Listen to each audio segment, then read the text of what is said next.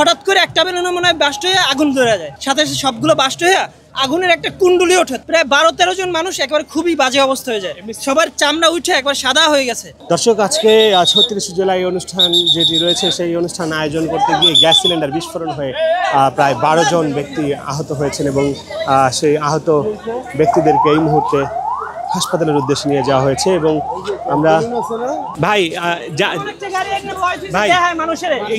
একটু বলবেন যে যারা আহত হয়েছে তারা কারা? তারা আসলে এখানে সবাই আর কি উৎসুক জনতা আর কি, এখানে অনুষ্ঠান বুক করতে আসছিল, মানে অনুষ্ঠান দেখার জন্য।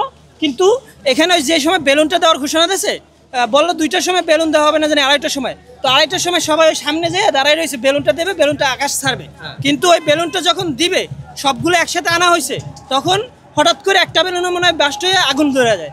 তো সাথে সাথে সবগুলো বেলুন, এটা তো প্লাস্টিক, সাথে সাথে সবগুলো বাস্ট হয়ে আগুনের একটা কুণ্ডলি ওঠে। তখন প্রায় যারা নিচে ছিল প্রায় 12-13 জন মানুষ একবার খুবই বাজে অবস্থা হয়ে যায়, সবার চামড়া উঠে একবার সাদা হয়ে গেছে।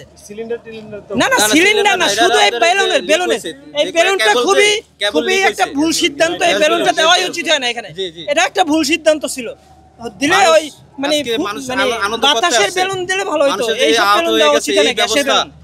এবং এখানে একটা অ্যাম্বুলেন্স রাখা হয়েছে খুবই একটা মানে দেখানোর জন্য, মোয়া, এটা কোনো কাজের না, শুধু আছে বেলুন।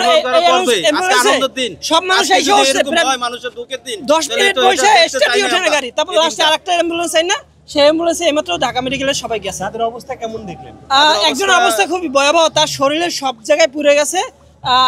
আল্লাহ জানে ওনার অবস্থা কতদিন জানি লাগে, ওনার প্রায় 2 মাস লাগবে নিশ্চিত 2 মাস লাগবে ঠিক হইতো ওনার। আর বাকিরা না না, তার নাম জানি না আমরা, আহতের সংখ্যা প্রায় 12-13 জন, মানে এক্সাক্ট বলতে পারবো না।